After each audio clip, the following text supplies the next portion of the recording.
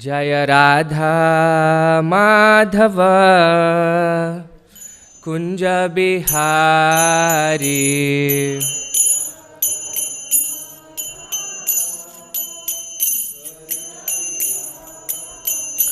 Jaya Radha Madhava Kunja Bihari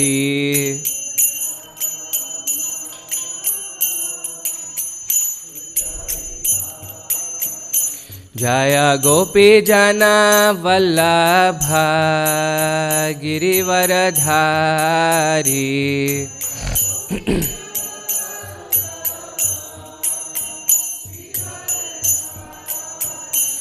Jaya Gopi Jana Vallabha Girivaradhari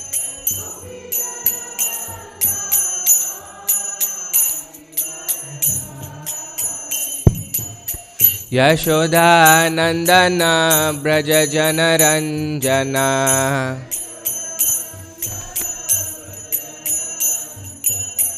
Yashoda Nandana Braja Jana Ranjana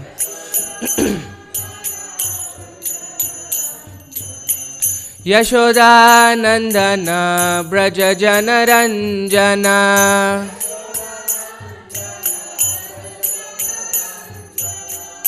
Yamuna Tira Vanachari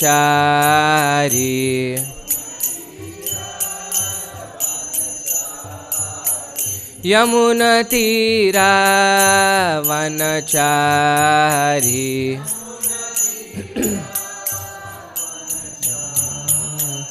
Jaya Radha Madhava Kunja Bihari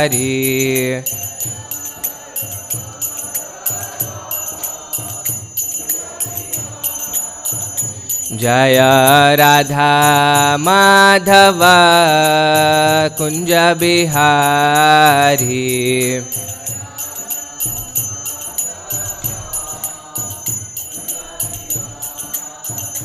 Jaya Gopi Jana Vallabha Girivaradhari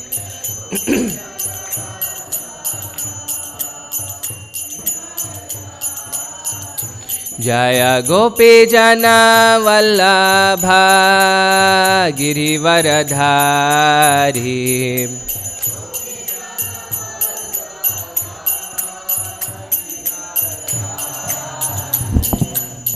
Yashoda Nandana Braja Jana Ranjana Yashoda Nandana Braja Jana Ranjana Yashoda Nandana Braja Jana Ranjana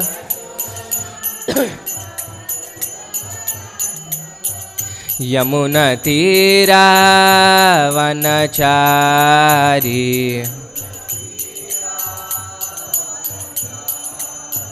Yamuna Tira Vanachari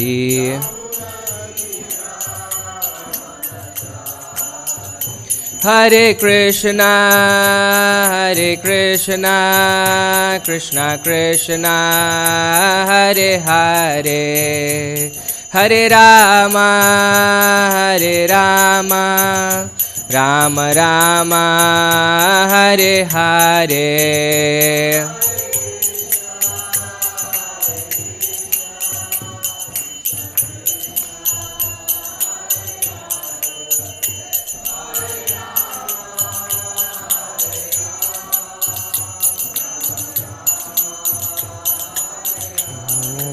Hare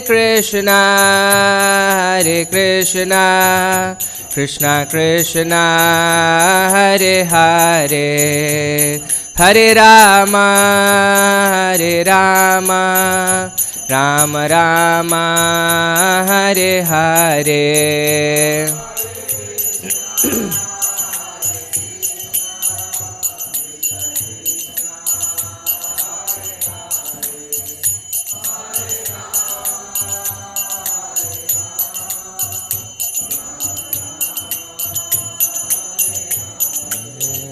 Jaya Prabhupada, Jaya Prabhupada, Jaya Prabhupada, Jaya Prabhupada.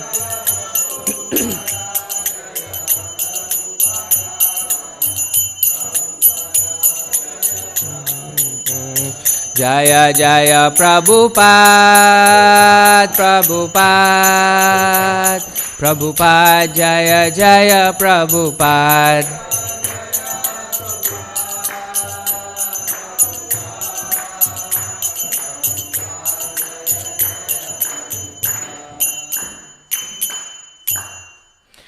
Srila Prabhupada ki jai, Grantaraj Srimad Bhagavatam ki jai, Samaveta Bhakta Vrinda ki jai. Okay, we're continuing with our reading from Srimad Bhagavatam, Canto 4, Chapter 7. We'll do text 48 through the end of the chapter today. For that, start with the Mangalacharana. Please repeat. Om Namo Bhagavate Vasudevaya. Om Namo Bhagavate Vasudevaya. Om Namo Bhagavate Vasudevaya. Can chant the prayers together. Narayanam Namaskritya Naram Chaiva Narottamam Devim Saraswatim Vyasam Tato Jayamudirayet. Before reciting the Srimad Bhagavatam, which is the very means of conquest, one offer respectful obeisances unto the personality of Godhead, Narayana, unto Narayana Rishi, the supermost human being, unto Mother Saraswati, the goddess of learning, and unto Srila Vyasadev, the author. Nashta prayeshu bhadreshu nityam bhagavata sevaya bhagavati uttama shloke bhaktir bhavati naishtiki. By regular attendance in classes on the Bhagavatam and by rendering of service to the pure devotee, all that is troublesome to the heart is almost completely destroyed, and loving service unto the personality of Godhead, who is praised with transcendental songs, is established as an irrevocable fact. Om Ajnana Timirandasya Jnananjana Shalakaya Chakshurun Militam Yena Tasmai Shri Gurave Namaha. Shri Chaitanya Manobishtam Stapitam Yena Bhutale Swayam Rupa Kadamahyam Dadati Swapadantikam Vandeham Shri Guru Shri Utapadakamalam Shri Gurun Vaishnavamsha Shri Rupam Sagrajatam Sahagana Raghunathanvitam Tam Sajivam Sadvaitam Savadutam Parijana Sahitam Krishna Chaitanya Devam Shri Radha Krishna Padan Sahagana Lalita Shri Vishakan Vitamsha.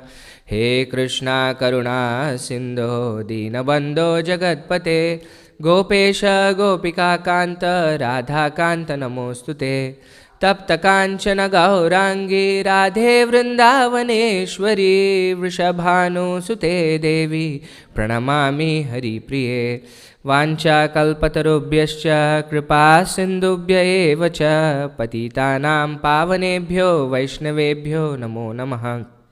Jaya Shri Krishna Chaitanya Prabhu Nityananda Shri Advaita Gadadhara Shri Vasadi Gaura Bhakta Vrinda.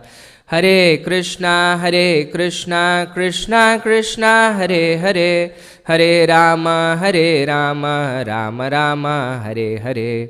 Namam Vishnupadaya Krishna Preshtaya Bhutale Srimate Bhakti Vedanta Swaminiti Namine.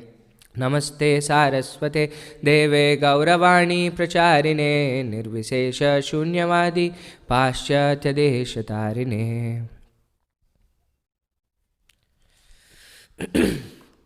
Okay, chapter 7, the sacrifice performed by Daksha.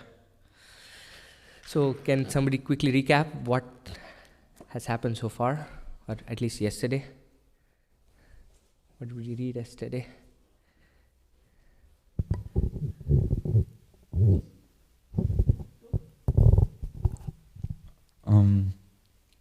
if I remember correctly, Daksha is coming to the platform of realizing what he's done. He's apologizing to Lord Shiva, and Lord Shiva was in turn speaking, and he was saying how because he's transfixed on Krishna's lotus feet, he doesn't take offense. So that is why he gave you did a great offense, but you get the head of a goat.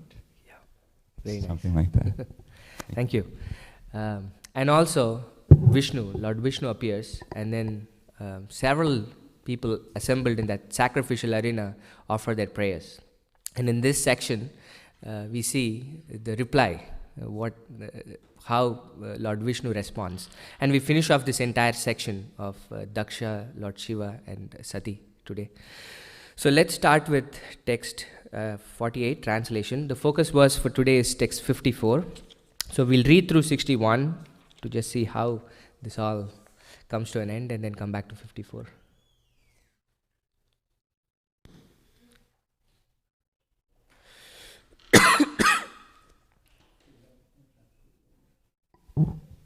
Sri Maitreya said, after Lord Vishnu was glorified by all present, Daksha, his consciousness purified, arranged to begin again the yagya, which has been devastated by the followers of Lord Shiva.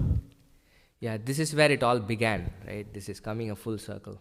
They were trying to perform the yajna, the sacrifice, and then that's where Daksha thought he was disrespected. And then this cursing and counter-cursing happened, and all of this happened, and now they're trying to do the sacrifice again. Okay.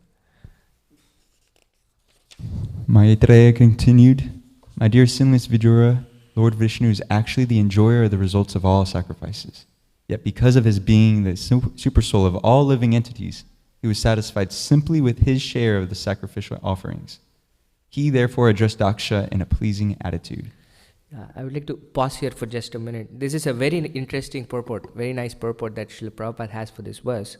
This verse says, Lord Vishnu was satisfied simply with his share of the sacrificial offerings. Ultimately, all of sacrifice that we do is for the satisfaction of Vishnu, right? But here, the verse specifically says he was satisfied with his share. Can anybody tell me why that is the case? Why it was just his share that he took from the sacrifice? Any ideas? From the context of what's happened in this entire section. Yes? Yes. Because Lord Shiva is the highest of all the Vaishnavas, and Lord Vishnu loves to see and hear his devotees praised and exalted, that he wanted Lord Shiva to get some benefit from the sacrifice. Actually, this is very close. It's not just Lord Shiva. He wanted all the demigods, because through a sacrifice, there is a portion of that sacrifice that goes to every single demigod. But what Daksha did when he cursed Lord Shiva was took away his share. He said, you don't get your share. That was his curse. So he wanted to enforce that point upon Daksha, that I don't want to encroach upon anybody else's share. You try to encroach Lord Shiva's share. So therefore, he was teaching by example that I'm not encroaching anybody's share. I'm just taking the share that I want. And Prabhupada says, actually Krishna doesn't need anything, right? He's self-satisfied and he is fine with patram pushpam phalam tuvam, something very little. But what he's seeing is the intention. But what he's trying to demonstrate here is not to encroach upon anybody else's share. That's what Prabhupada says. Okay, let's continue.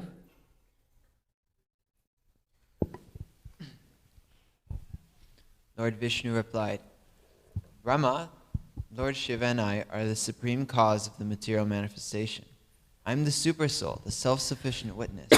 But impersonally, there is no difference between Brahma, Lord Shiva and me. It is from this verse, that all the followers of Shankara are rubbing their hands and saying, this is what Srimad Bhagavatam is telling,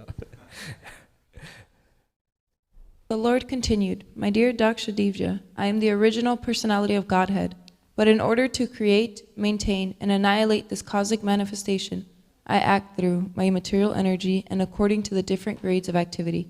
My representations are differently named.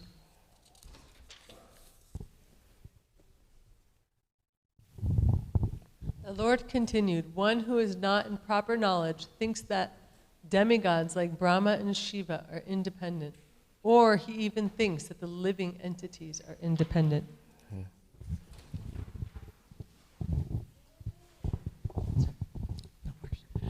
A person with average intelligence does not think the head and other parts of the body to be separate. Similarly, my devotee does not differentiate Vishnu, the all-pervading personality of Godhead, from anything or any living entity. The Lord continued, one who does not consider Brahma, Vishnu, Shiva or the living entities in general to be separate from the Supreme, and who knows Brahma, actually realizes peace. Others do not. The sage Maitreya said, thus Daksha, the head of all Prajapatis, having been nicely instructed by the Supreme Personality of Godhead, worshipped Lord Vishnu. After worshipping him by performing the prescribed sacrificial ceremonies, Daksha separately worshipped Lord Brahma and Lord Shiva.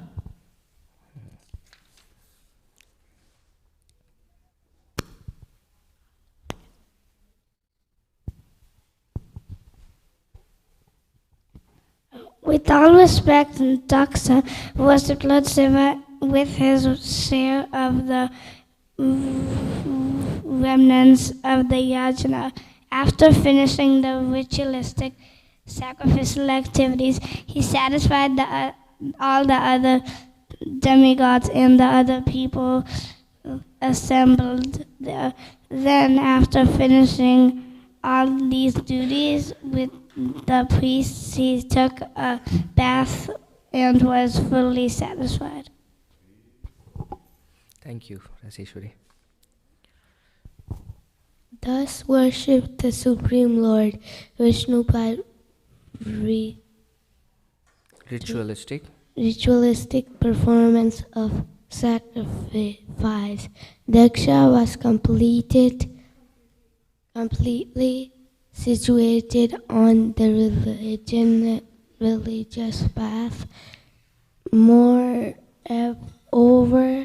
all the demigods who had assembled at the sacrifice blessed him and might increase the pity, and then they left. Thank you, Govinda. Maitreya said, I have heard that after giving up the body, she had received from Daksha, Dakshayani, his daughter, took her birth in the kingdom of the Himalayas. She was born as the daughter of Mena. I heard this from authoritative sources.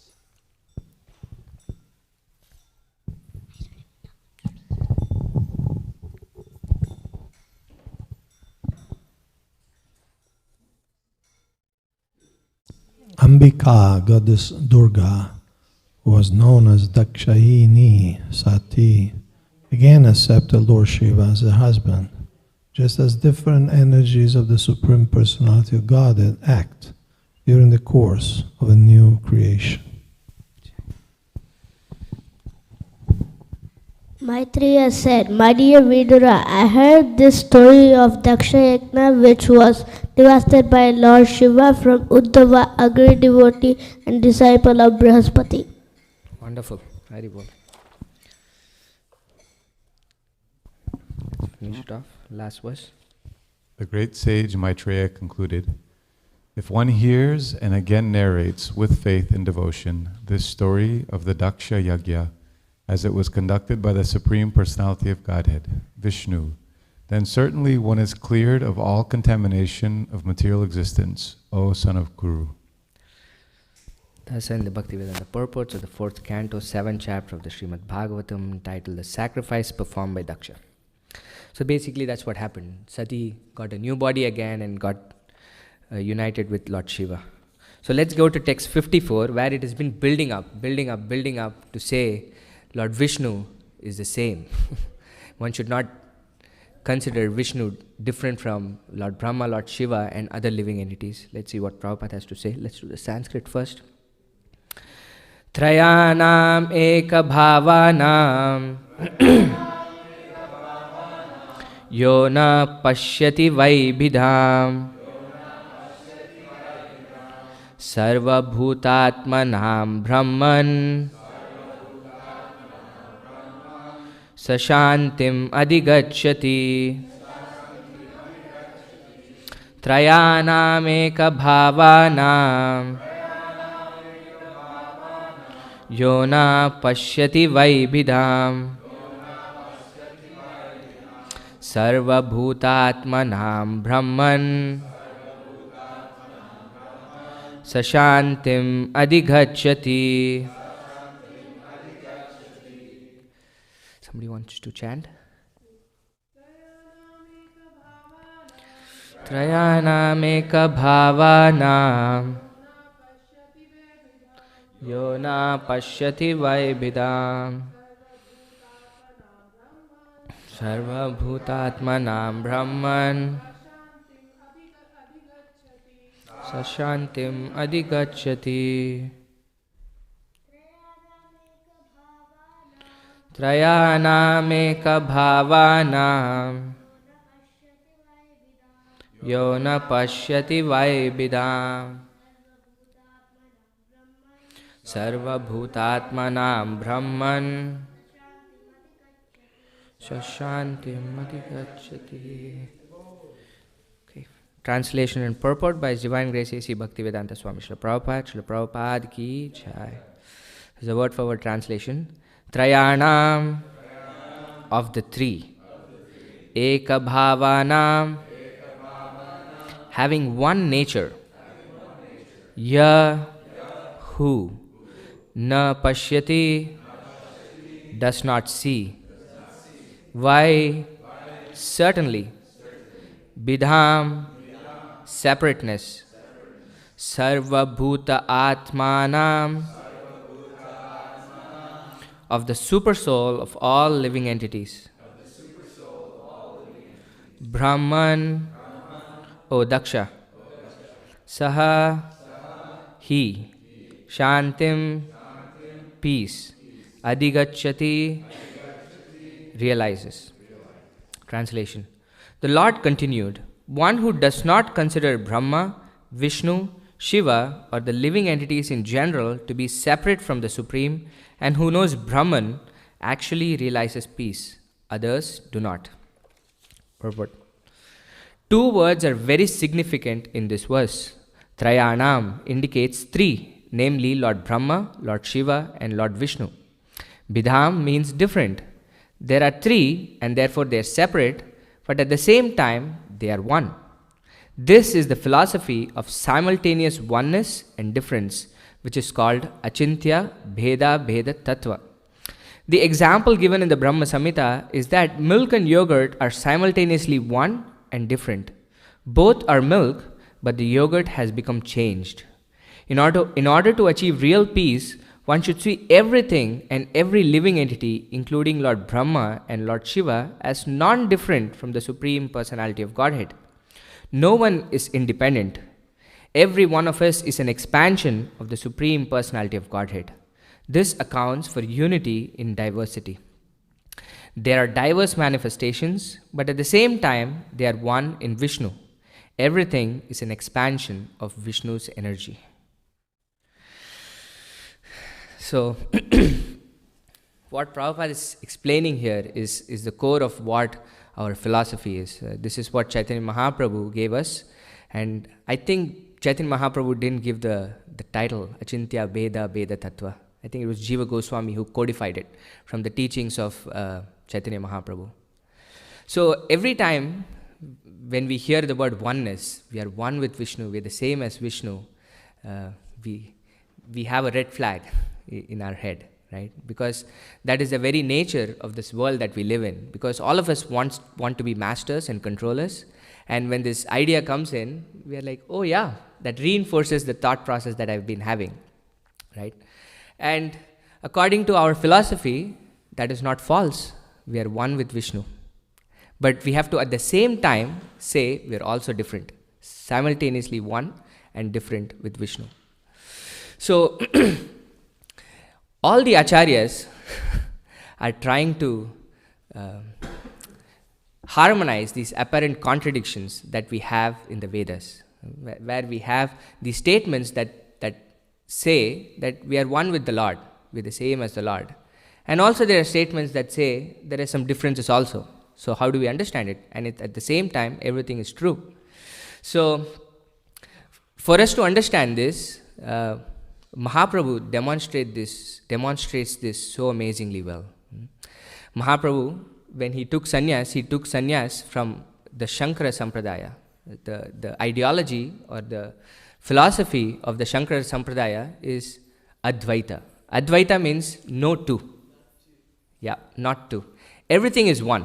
There is just one reality, right? Ultimately, all of us are trying to understand the reality. Where are we? Who am I? What am I doing here? All those kinds of things, different kinds of realities. So ultimately, all of us are trying to figure out what actual reality is. And then the philosophy purported by Shankaracharya is that of Advaita, that everything is one. It's just that we are in Maya, Mayavada. Maya means illusion. We are in illusion. So once we come out of this illusion, we will know that everything is one. We are also Brahman, that one reality that always exists. We see these differences in this world because of ignorance, because of avidya. And the example that he gives is that of a rope and a snake. This is a very, very famous example that Adi Shankara gives. So consider this scenario where it's really dark, there is no moonlight, and you go out of the door, open the door, and then you see a snake. You're really terrified of it, shut the door and come in. And then the next morning you open the door and you see, oh, it was not a snake after all. What was it? It was a rope. Right? This, in this analogy, means our ignorance. Initially, we didn't know. But then once there was light, once there was knowledge, we actually recognized that, oh, it was not a snake after all, but it was actually a rope. Right? So, I think simplifying it a lot, but the idea is we have ignorance, and because of our ignorance, we are in illusion, therefore we are thinking one thing to be something else. And once we have knowledge, we actually realize it was not that thing that we thought after all, but it was just that one reality, which is Brahman. This is the basics of Mayavad philosophy. So, Chaitanya Mahaprabhu, after his sannyas, is in Varanasi. And Varanasi is the head of these Mayavad philosophy. And you have these so many sannyasis who are practicing Mayavad philosophy there. And Chaitanya Mahaprabhu took sannyas from the Mayavad Sampradaya, the Keshava Bharati, who the title Bharati is given to only sannyasis of the Saraswati. And he's looking at Mahaprabhu and he's asking, oh, you're one of us. I know your name is Krishna Chaitanya, and you've taken sannyas from Keshava Bharati, but yet you don't see us at all. You don't come and associate with us at all. And you're just dancing madly and singing. Why don't you come with us and study the Vedanta Sutra? This is what Prakashadananda Saraswati's proposal to Chaitanya Mahaprabhu was. So his implicit thinking was that singing and dancing was completely not the essence of Vedanta Sutra. You're doing something that you should not be doing. Instead, you have to sit and study the Vedanta Sutra. That's what sannyasis are expected to do. And instead, you're just chanting madly and dancing on the streets, which is not something that's expected out of a sannyasi. So, I would like to go to that purport of Chaitanya Charitamrita. Can you go to, I think it's Adilila, chapter 7, text 102. So, this is Mahaprabhu's reply to Prakashananda Saraswati, and I would like to read Srila Prabhupada's purport for it, to see why it is necessary for us to actually know what Mayavad is, what Achintya Beda Tattva is that even necessary for us as devotees to know. 7, Adi 7, 102.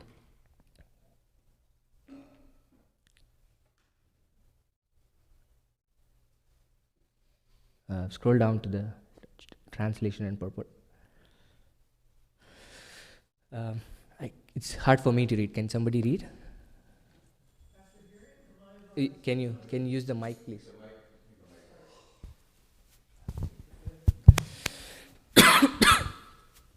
Sirs, if you don't mind, I can say something to you regarding Vedanta philosophy. Yeah. So far their understanding was that Mahaprabhu didn't really know Vedanta philosophy.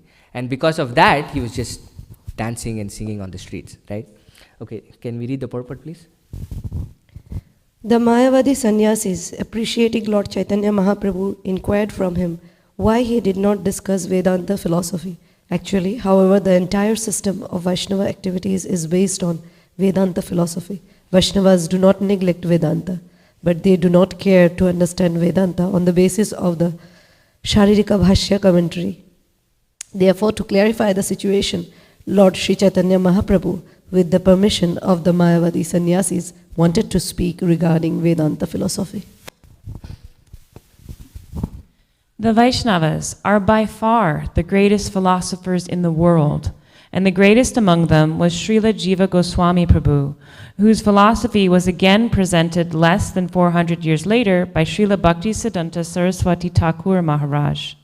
Therefore, one must know very well that Vaishnava philosophers are not sentimentalists or cheap devotees like the Sahajiyas.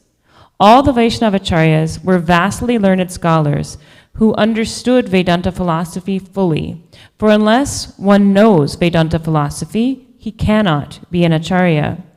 To be accepted as an acharya among Indian transcendentalists who follow the Vedic principles, one must become a vastly learned scholar in Vedanta philosophy, either by studying it or hearing it.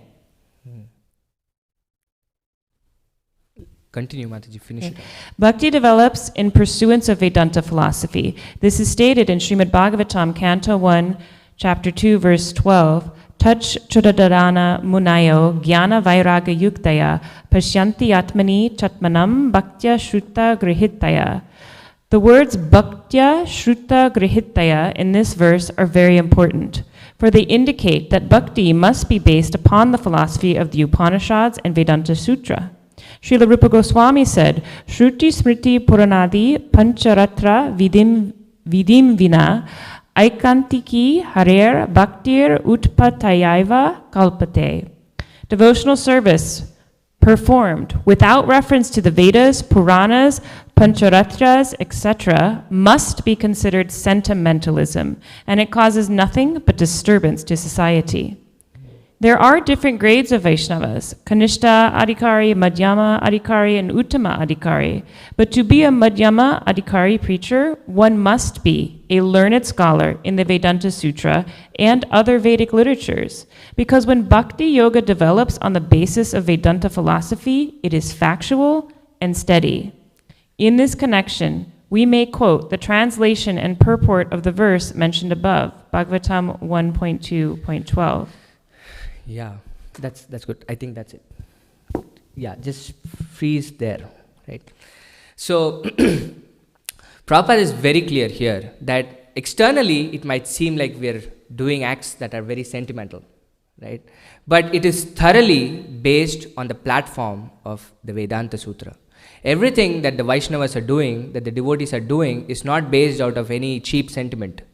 It is all thoroughly founded on the base of the Vedanta Sutra and the Upanishads and the Shastra. And Prabhupada is quoting this famous verse from Bhakti Rasamrita Sindhu, Shruti Smriti Puranadi Pancharatri Vidimvida Aikantiki Harer Bhaktir Utpataye Vikalpate. If it was without any basis on the Vedanta Sutra, it will only cause disturbance to society. And for that, Prabhupada is giving this example of the Sahajiyas. Right? Sahajiyas are people who take bhakti very lightly, as very ordinary, as very materialistic, and they start behaving on the platform that is not actually befitting of somebody who's actually called a Vaishnava, right? Therefore, Prabhupada makes this very interesting point on why all of our activities should be based on this platform, is because when Bhakti Yoga develops on the basis of Vedanta philosophy, it is factual and steady. This is why it is necessary for all of us to develop our practice of devotional service based on a very steady platform. If there is no steady platform, a rug is pulled from under our feet, right? So therefore our bhakti is not very steady. When a storm comes, we easily shake because we are not grounded on stable philosophy. And it cannot be steady, and therefore it cannot be factual also.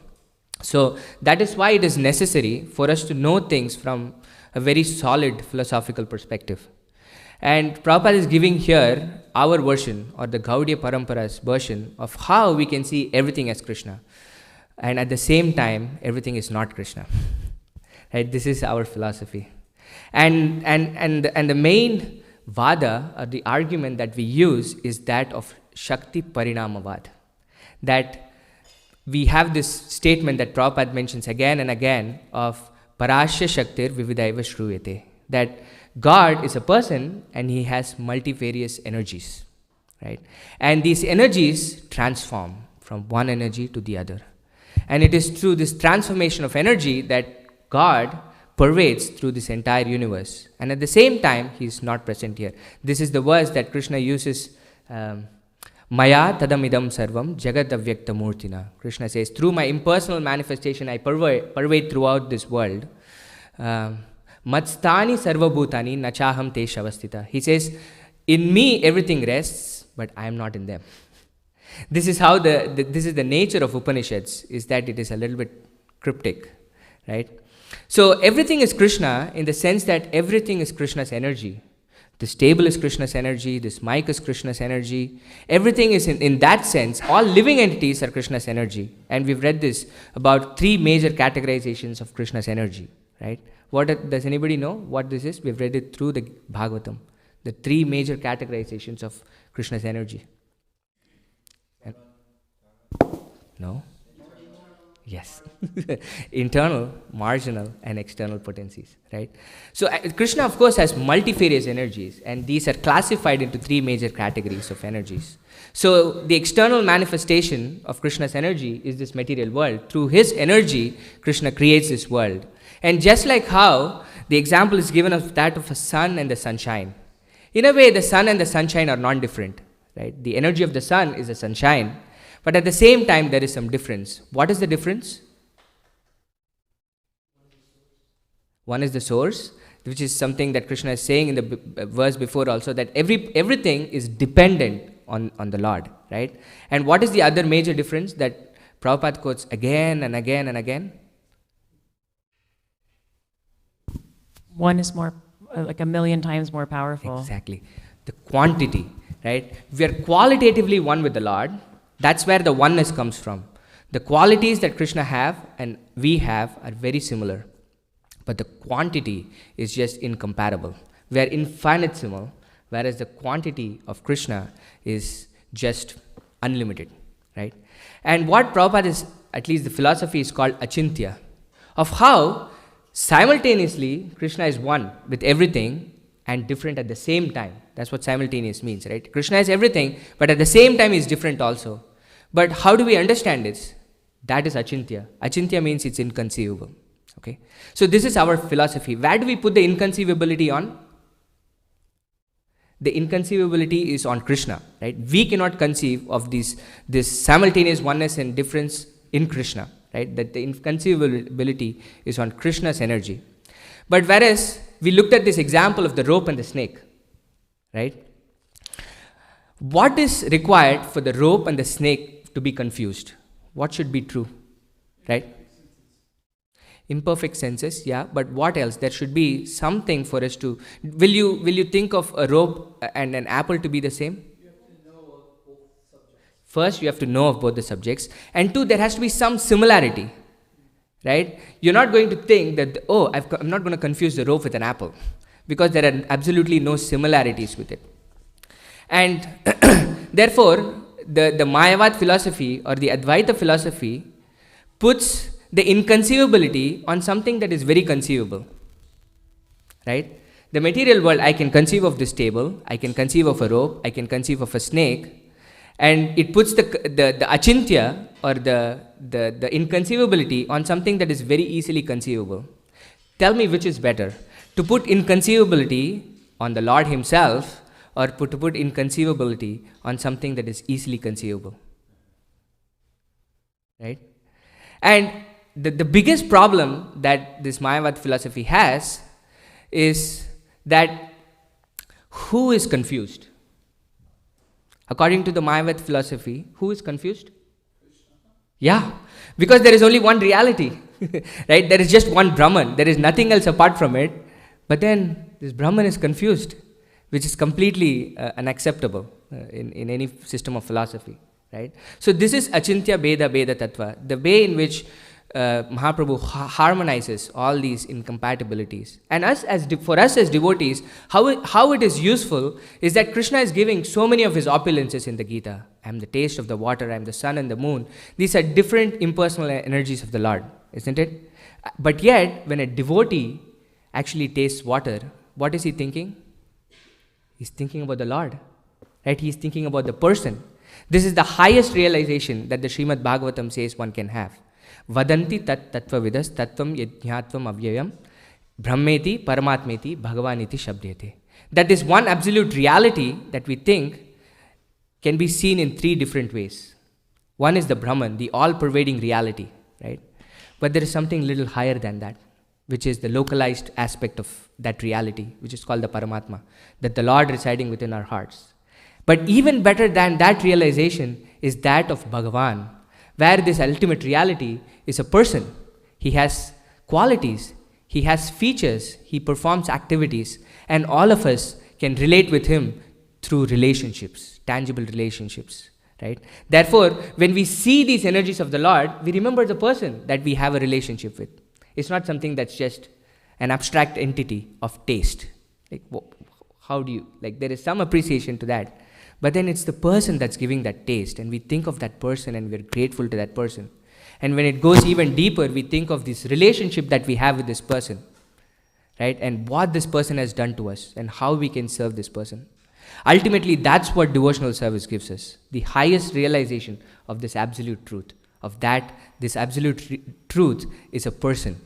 He has a name, he has his form, he has qualities, he performs activities.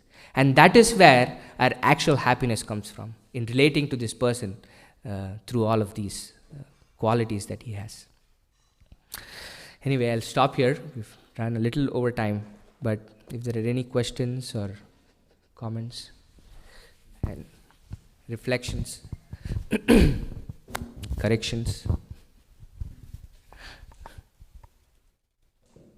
Hare Krishna. Hare Krishna. Thank you for this wonderful lecture. I have a question. It might be hard for me to explain this question, so I'm going to kind of say my understanding and see if it's right or not, and forgive me if I have a misconception. So, Krishna is the only... Can you hold the mic at the top? Yeah, sorry. Krishna is the only personality of Godhead that is whole. Every other personality of Godhead, every other expansion has Krishna substantiating that personality. So that is why Krishna is the supreme personality of Godhead. But my question is, in that phrase, Krishna is the supreme personality of Godhead, it seems like the emphasis is Godhead. Correct. So I guess my question is Godhead some even superior form that Krishna is emanating from? It's a good question. So for that we have to understand what Godhead means, right? Do you know what Godhead means? Okay, actually let me start from this. What does womanhood mean? Or what does boyhood mean?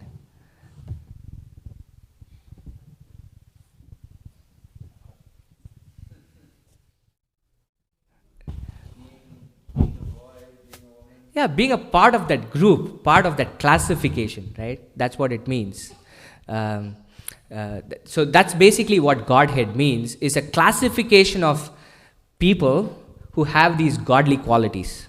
It comes from the word godhood, which changes to Godhead. That's basically what it is. So it's not a separate person or a separate entity, it's just a classification of some things that have the same nature. So we also have godly qualities as spirit souls. Lord Shiva has godly qualities. Lord Brahma has godly qualities. There are unlimited such entities that have godly qualities. But among them, who is the supreme? Right? That's exactly what it means to be the supreme, right? But then Prabhupada adds another word, is that this supreme among all this Godhead is not just an abstract entity, but it's a person. That's why it's called the Supreme Personality of Godhead. Right? That's basically what it means. Make sense? Yeah.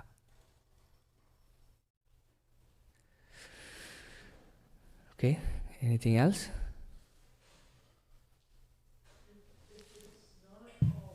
Can we?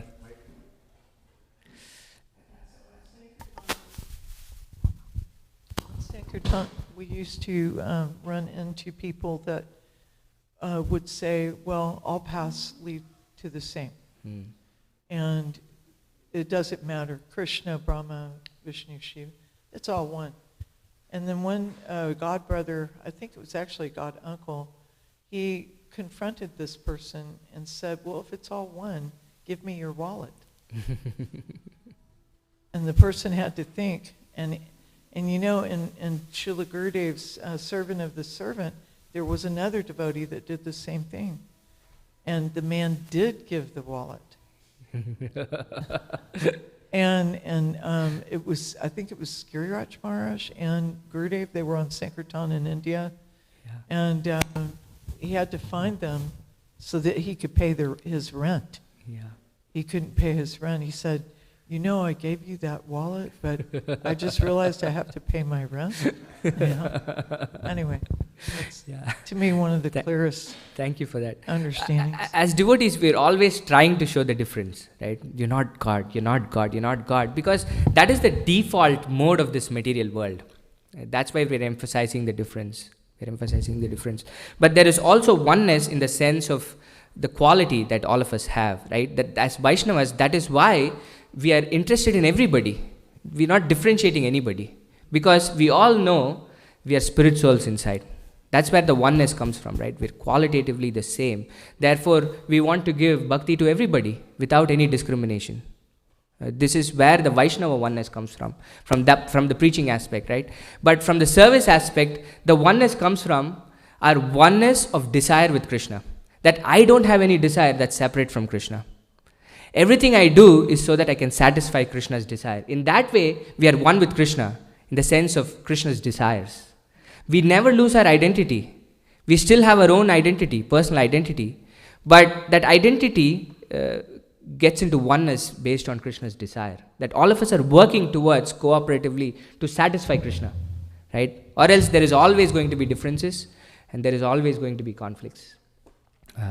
And which is the natural state of the material world. Right? Each of us are thinking, Ishwaroham Mahambohi Siddhoham Balavan Sukhi. That I am the Ishwara, I am the enjoyer. I have so many powers. So, and from that perspective, everybody else has a circle that conflicts with each other, right? Everybody thinks, oh, this person should listen to me, that person should listen to me. And we have conflicts in this world. And that's why the acharyas are constantly emphasizing the differences.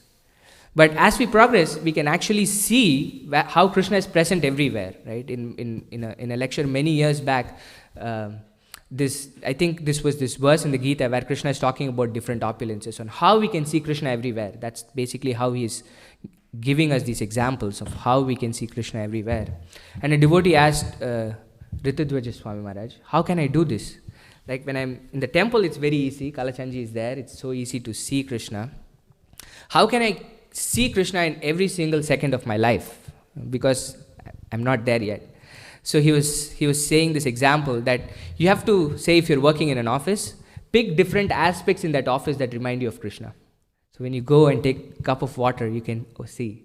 So this is, he was saying, our exercise is that every single day I find one aspect of Krishna at work. So I'm reminded of Krishna constantly throughout my working day, right? So that's how we see Krishna everywhere as devotees, and not that everything is one and everything is Krishna, that way. Okay? If there are no questions or comments, I think we should stop here and give you back one more minute for all the minutes I've taken extra before.